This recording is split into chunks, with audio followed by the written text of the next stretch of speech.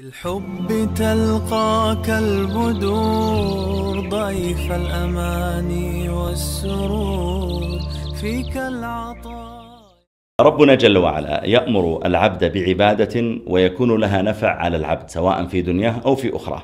الصلاة في طريقة ركوعها وسجودها، في قيامه، في طريقة السجود على 7 أعظم، وفي طريقة الركوع في استواء الظهر، هذه لها بلا شك اتباع لسنة سيدنا رسول الله عليه الصلاة والسلام، وأيضا لها فوائد على العظام وعلى المفاصل والأعصاب وغير ذلك، وهذه ذكرها أيضا بعض الباحثين اليوم وتعجب منها أيضا غير المسلمين، بل ربما أن بعضهم أسلم لما عرف هذه الحقائق.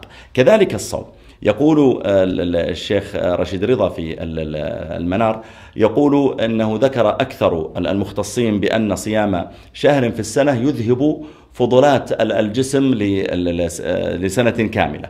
وكذلك اليوم يعني عدد من الأطباء حتى من غير المسلمين يذكرون فضائل الصوم، ويقولون ويتكلمون عن الحكمة التي شرع لنا أن نفتتح الفطرة بتمرة رطب، بتمر، بماء، وذلك لأن فيه فوائد فعلا. فنحن نحمد ربنا جل وعلا على أن أمرنا بما فيه صلاح قلوبنا وبما فيه صلاح أجسادنا، ونتقرب إليه سبحانه وتعالى بمثل هذه العبادة.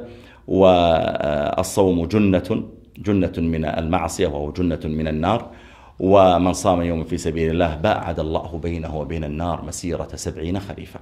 الصوم لي وأنا أجزي به، يدع طعامه وشرابه وشهوته من أجلي، للصائم فرحتان: فرحة عند فطره، وفرحة عند لقاء ربه، ولخلوف فم الصائم أطيب عند الله من ريح المسك.